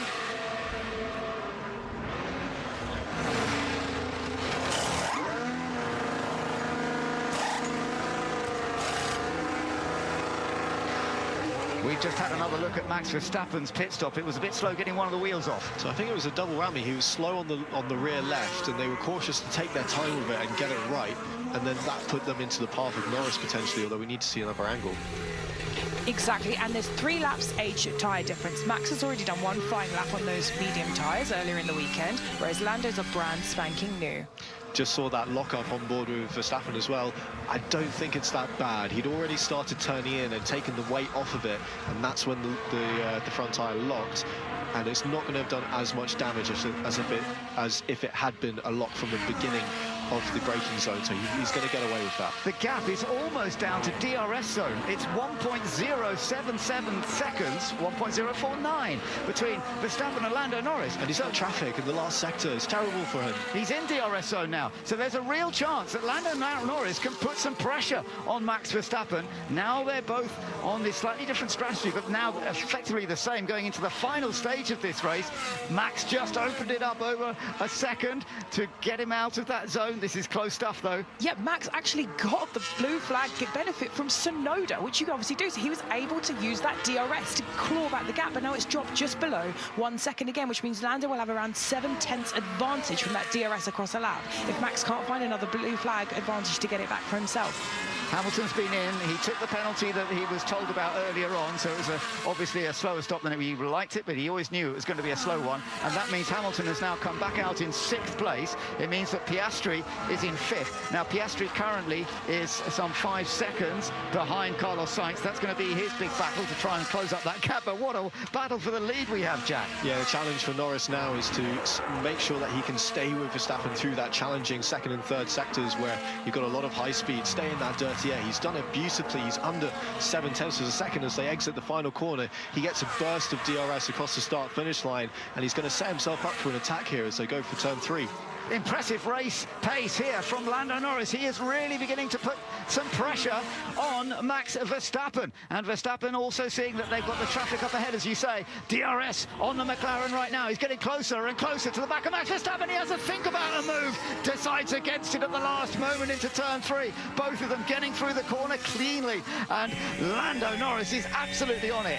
That was a very late move from Verstappen. I'm not sure if the stewards might want to have a look at it. He saw Norris coming with the lunge as they got into the braking zone, and he dived into the middle of the track to dissuade Lando. And here's Norris's radio.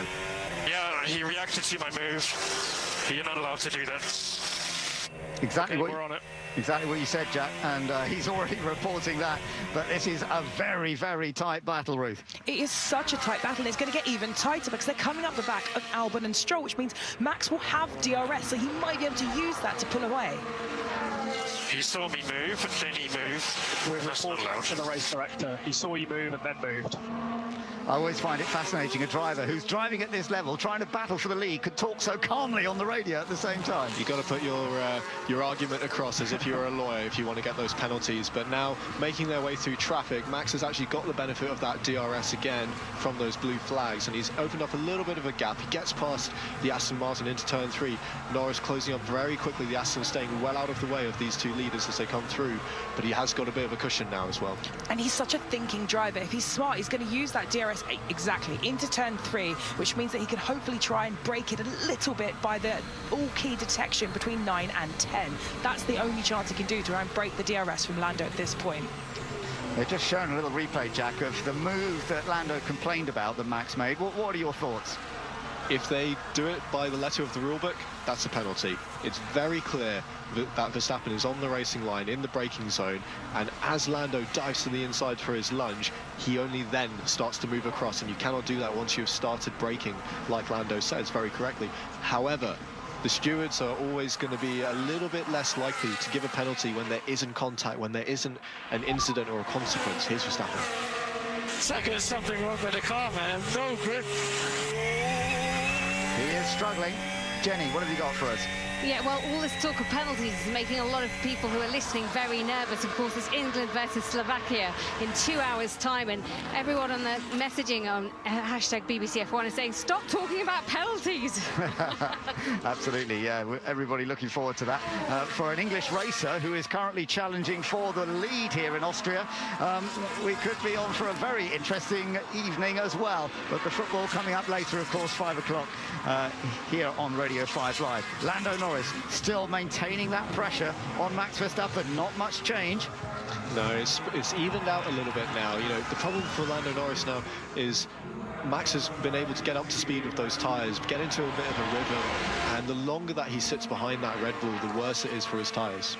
Exactly, it's all that all-important 1 second gap. If Max can get it up to over a second. So mid-6, if you'd prefer, mid-6. No. He doesn't like it when his brakes aren't good, does he? So, yeah, he needs to basically try and get more than a second before he gets to the next back marker and then gets that extra oomph from Sargent's DRS. If he can't do that, Lando's literally able to hold on. It's bad for Lando's tyres, but it's good for his lap time. It's 7/10 a lap for free he's getting that Max doesn't have when he doesn't have the DRS. He's within a car's length of Max Verstappen as they head down into turn 3. Very, very close.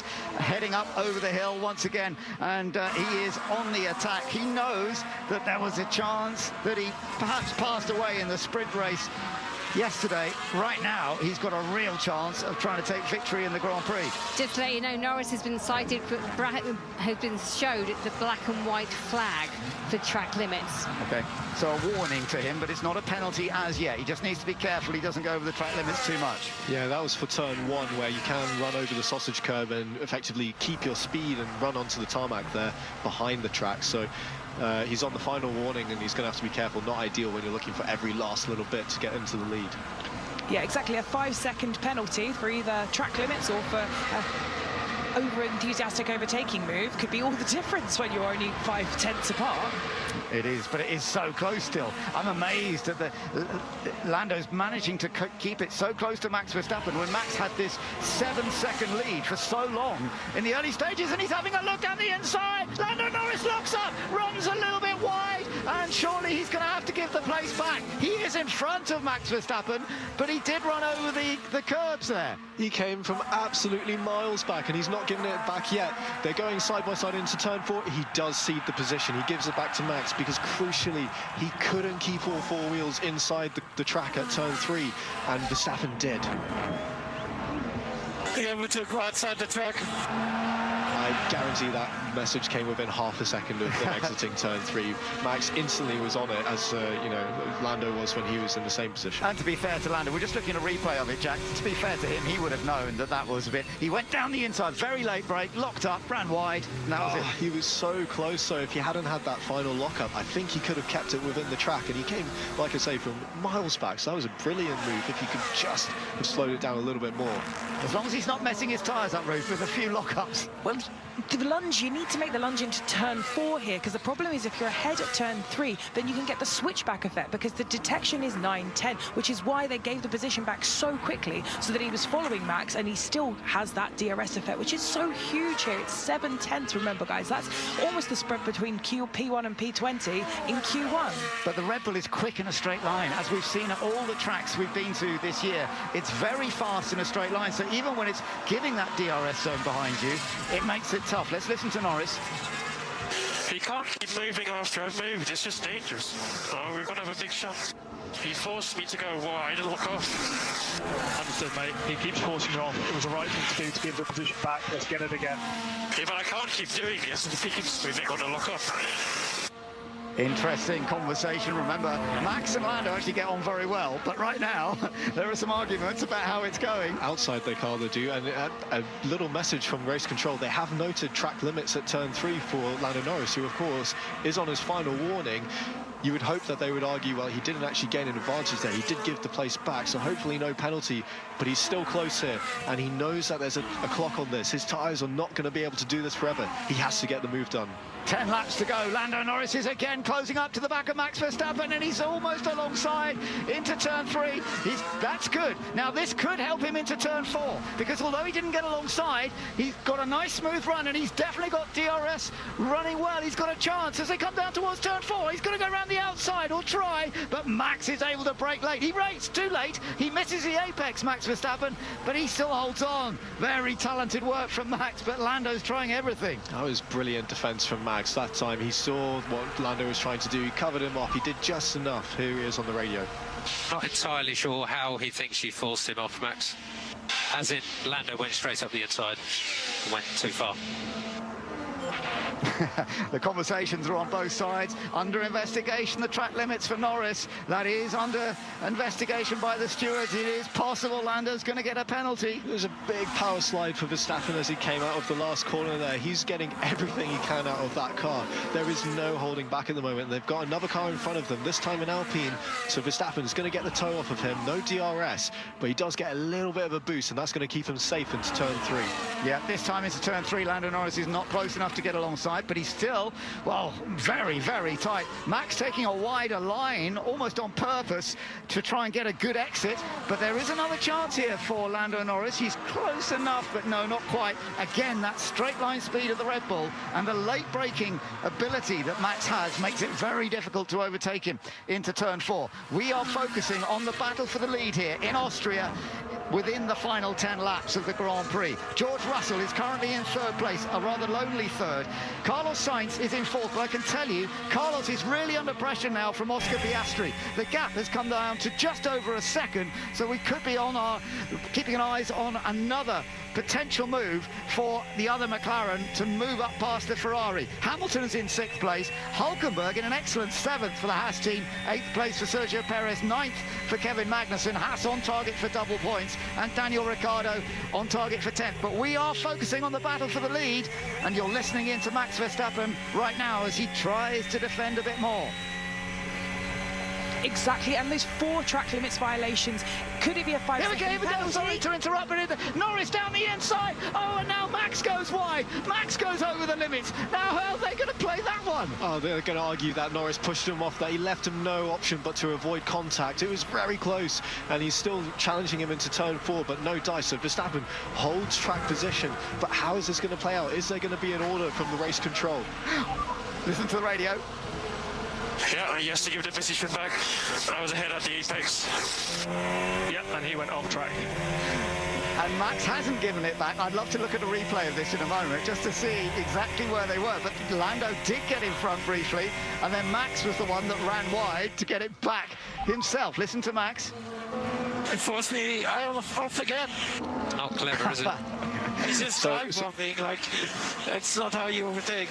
They're both complaining about each other, but I tell you what, they're so close again as they're heading up to turn 1. We need to focus on this because Lando's got every chance. He's got every chance. They have got some cars that they are about to lap, so this might help Max, although it's not close enough yet for him to get the DRS. So heading down into turn 3, is Lando going to go for it? He moves to the outside. Oh, they touch! And puncher on Verstappen, damage on Verstappen, and on Lando.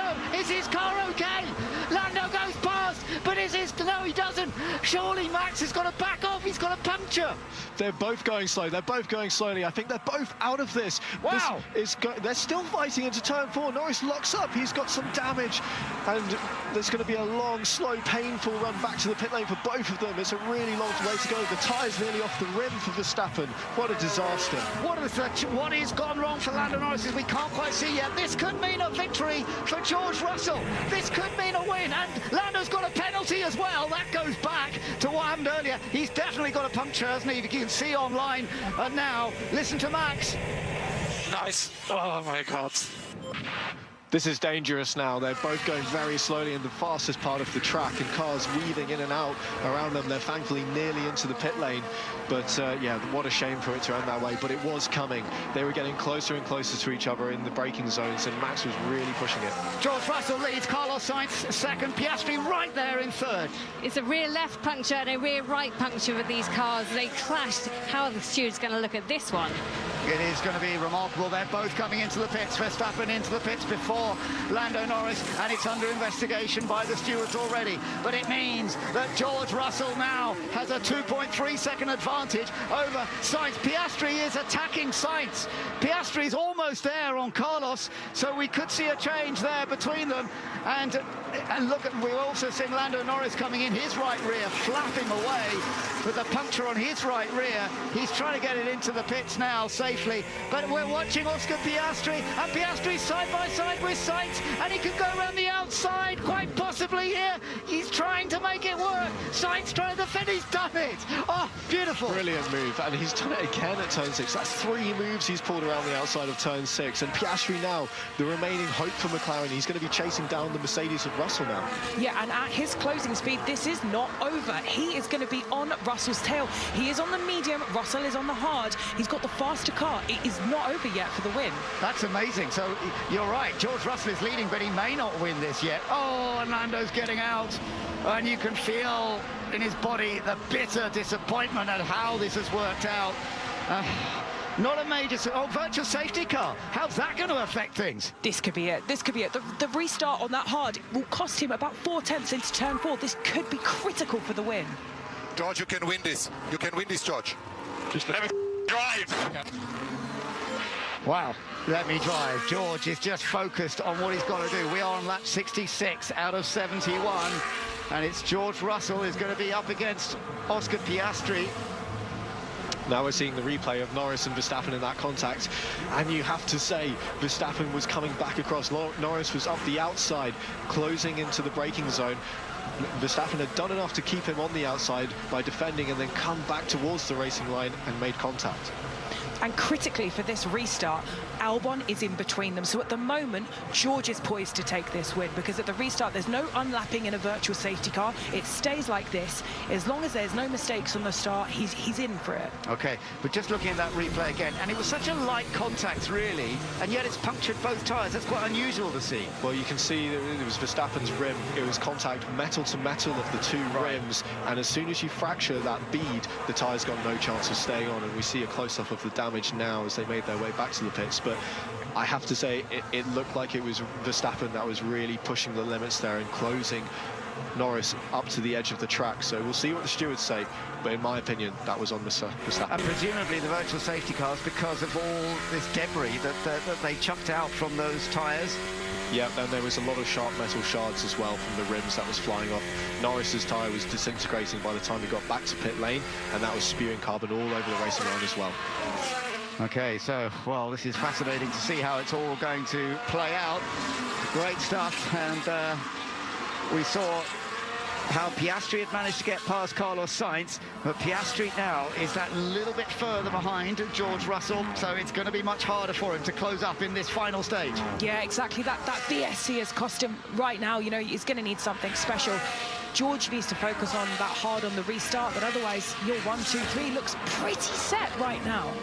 So virtual safety car all over. We're back to full racing. It's Russell leading from Piastri in second place, Carlos Sainz in third, then a big gap back to Lewis Hamilton. So it's really about first, second and third. Can Piastri close that gap? It's not really happening at the moment. Russell is controlling this effectively. Yeah, he's done better than I expected with getting those hards back up to temperature after that slow safety car, full course yellow, and we're seeing a 10-second penalty for Max Verstappen for avoidable contact there. Wow, okay. Well, he has come back out, Max Verstappen, currently in 5th position, but he's got a bit of a margin over Hulkenberg, but not 10 seconds. He's still likely to score some points, but he isn't going to win this one. Yeah, he should get that P5, and he should also, on that soft tyre for a 2-lap stint, be able to set the fastest lap of the race. So he should be able to scramble some points. Obviously, not the 25 or 26 you get for winning. Jenny. Just to point out, it wasn't very much of a good penalty, was it? Because Verstappen gets 10 seconds, but actually Norris is out of this race, and so costly for the team as a whole. They were comfortably second until that pit stop closed that gap, and now he gets nothing. Meanwhile, Piastri is still going a little quicker. He's closing up that gap. I know we're running out of laps, and I think George Russell has enough. 3 laps to go here, but he's brought it back down to 2.6 seconds. We're pulling away a little bit from Carlos Sainz in third, Lewis Hamilton in fourth, Max Verstappen in fifth, but we know he's now got plus 10 seconds. Hulkenberg is currently in sixth, so Hulkenberg may end up with fifth, but there's Hulkenberg under attack from Sergio Perez. I think Hulkenberg will be safe to, Verstappen will be safe from Hulkenberg. He's got enough of a gap, but yeah, you're right, he's coming under attack himself from the other Red Bull of Perez. But yeah, Piastri not closing quickly enough at the moment. He only closed the gap by about half a second on that previous run, and he's got 2.5 seconds to close in the remaining 3 laps. It's just not quite enough.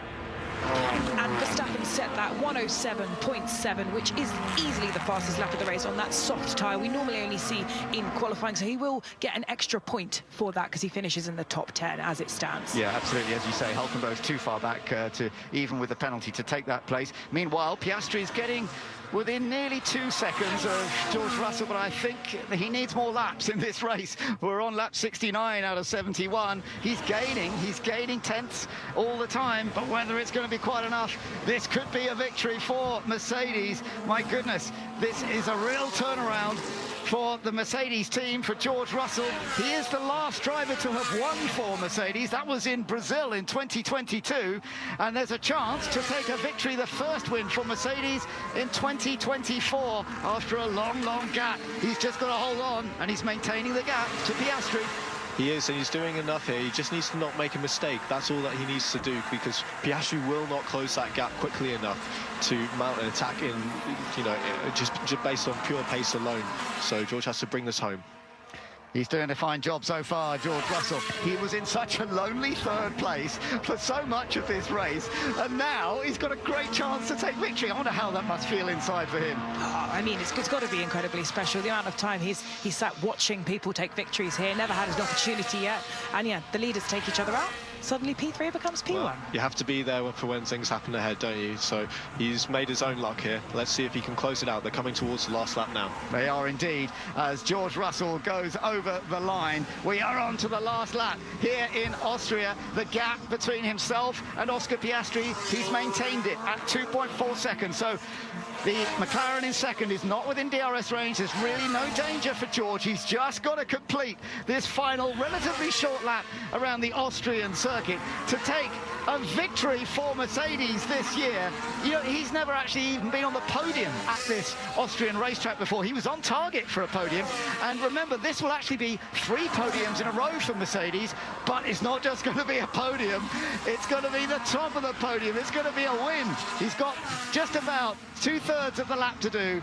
Absolutely under control. Piastri is in second. Remember, having started in 7th place, this has ended up being a remarkable run for Oscar Piastri. And yes, 2 cars having an incident, dropping back, that's made a difference. But he'd already got past Sainz and Hamilton. Hamilton down in 4th place. Max Verstappen on the meanwhile is in 5th position. The man who was leading so much of this race, who battled so hard with Lando Norris.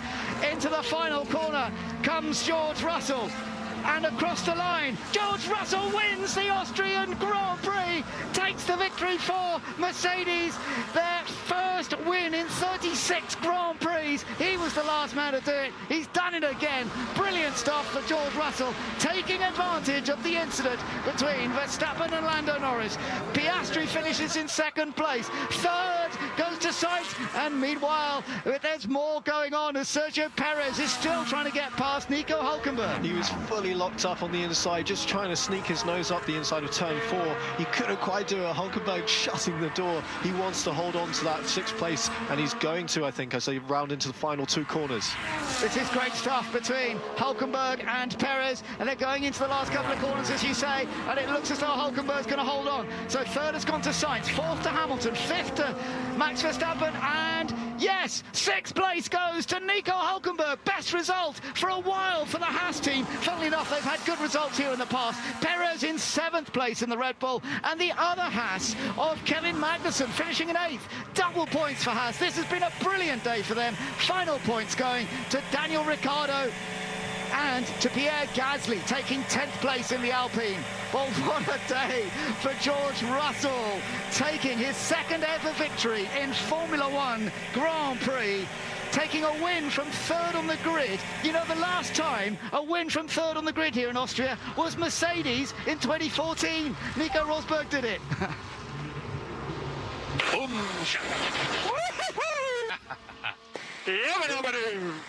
Well done, mate.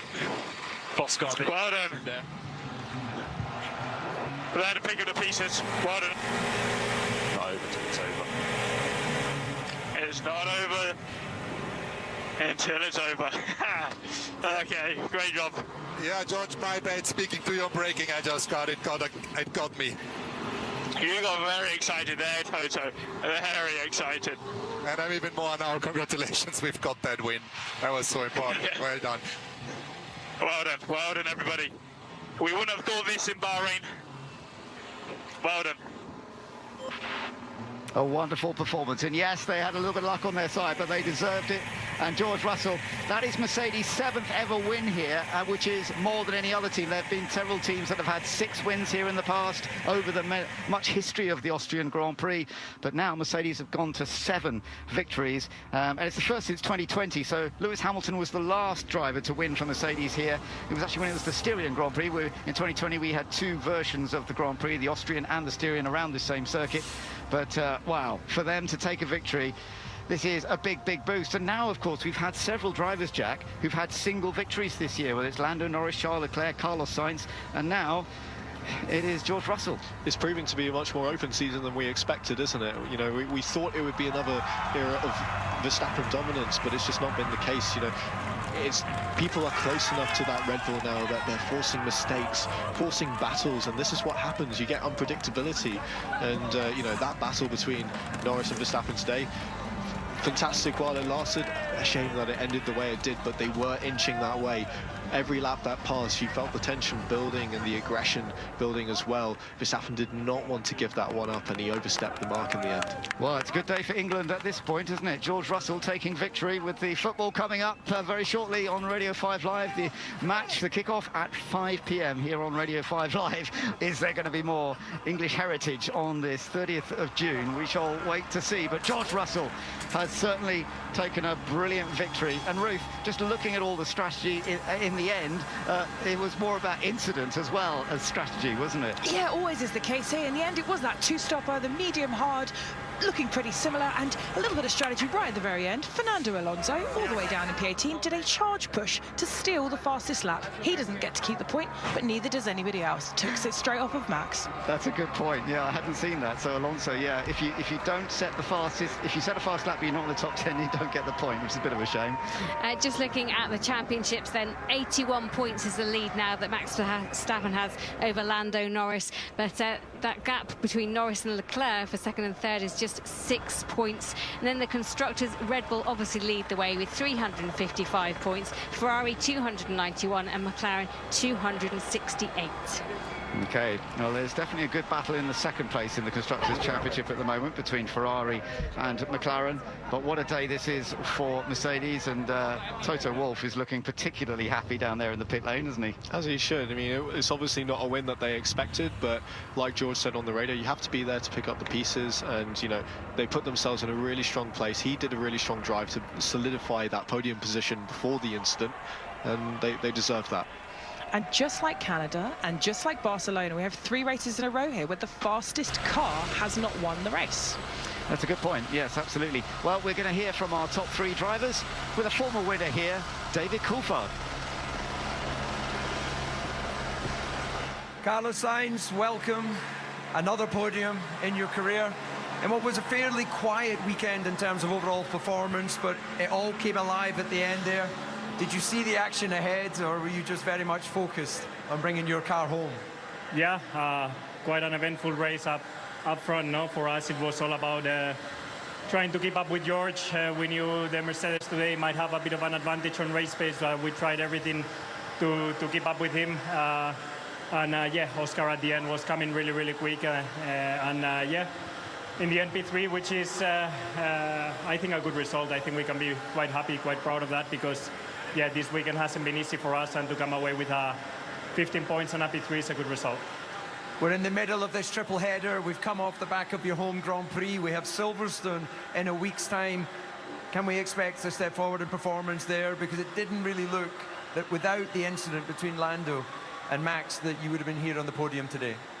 Yeah, happy days, you know, for Formula One, that there's a bit of action up front, and we're getting to see some nice battles. Unfortunately for us, we are still coming off the back of a tough couple of races where we are not quite there to fight for the win yet, but we're trying to do everything as we can as a team to be back on form in Silverstone and in the upcoming races to make sure next time we are up there to capitalize. And if not, podiums like this are always good news, and we will keep pushing flat out to stay in the fight. Okay, well, we look forward to seeing that big push. Well done on the podium. Thank you. As we move on to our second place finisher, who must be thinking what could have been. It all became undone even before you started the race with that qualifying penalty for track limits. Yeah, there's a lot of what-ifs and maybes. Yeah, obviously starting from yesterday, but yeah. I know that's only my 4th podium in F1, but yeah. So close to a win. It hurts a little bit, but really good points, obviously. I think the second half of the race we were coming on pretty strong, and yeah, happy with another podium. Just when it's that close, you can't help but hurt a little bit. Well, you can carry that momentum, hopefully, onto your home Grand Prix in a week's time at Silverstone. Yeah, not your home Grand Prix, but the McLaren home Grand Prix. Yeah, obviously it was a place of good memories from last year, and hopefully we can be up the front again. Obviously, I haven't seen what happened with Lando and Max, but clearly it was pretty even up the front, and yeah, I think we're well and truly in the mix. So yeah, Silverstone's a track I always enjoy. Team's home race, so excited for what's to come. Okay, well, good points today. Congratulations. Thank you very much.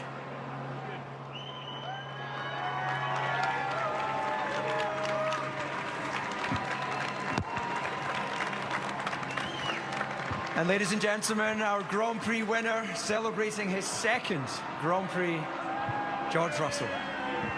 Yeah, incredible. I think it was a tough fight out there at the beginning of the race, just to hold on to that P3, and I saw on the TV that Max and Lando was going pretty hard. I knew Lando would want to try and get that race win, but you know, the team have done an amazing job to get us in this fight. You got to be there at the end to pick it to pieces, and that's where we were.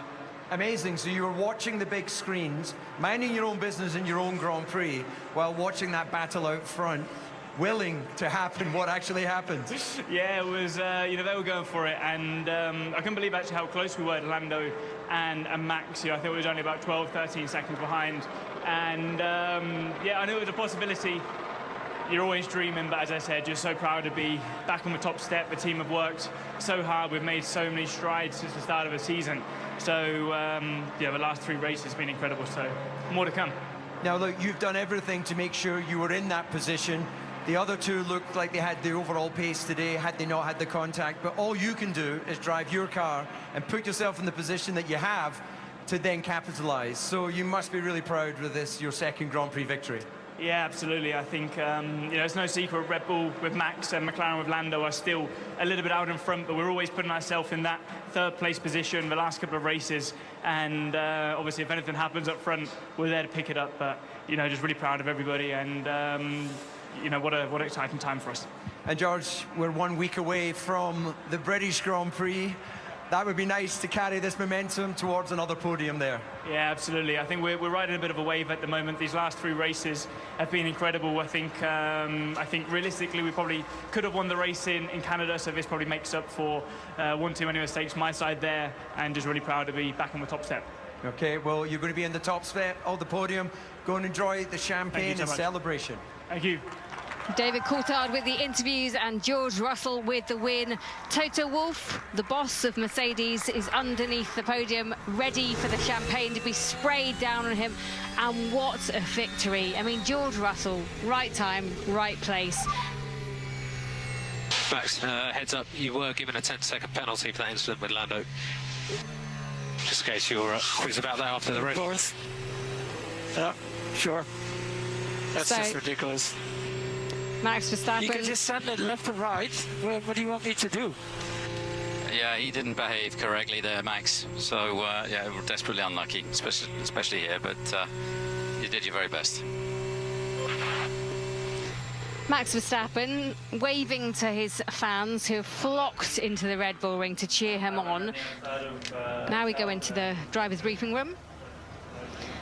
And, I mean, who was right, who was wrong? Jack, from a driver's point of view, how do you call it? Who was Verstappen in the right? Was Norris in the wrong? I don't know. It's very clear for me that Verstappen overstepped the mark today, not just in that incident. I think he was really pushing the limits, and like I said during the race, by the rules of the book, it was clear that he was reacting too late to Norris as well. And, you know, that it's a very difficult track to be clean on because, you know, we've spoken about off the air. You have to go in very late and get your elbows out, and the DRS invites that kind of racing. But you still have to keep it clean. You have to leave room for your competitors. You have to leave them the space if you see them coming up the inside, and he wasn't doing that today. I think he was lucky to not get a penalty earlier for his reaction. And I think the penalty he got for the incident was deserved. Interesting, yeah, absolutely. It was a tough battle between Lando and Max. And normally, I have to say, Max does give Lando, you know, fair space. But I tend to agree with Jack that he didn't really quite give him enough. It was nearly, but it's only fractions when it can go wrong. And it did feel an unfortunate incident between them that took them off. It's all just being watched at the moment by some of the guys who are ready for the podium. Ruth, what are your thoughts? I mean, the track layout does affect some of the overtaking here.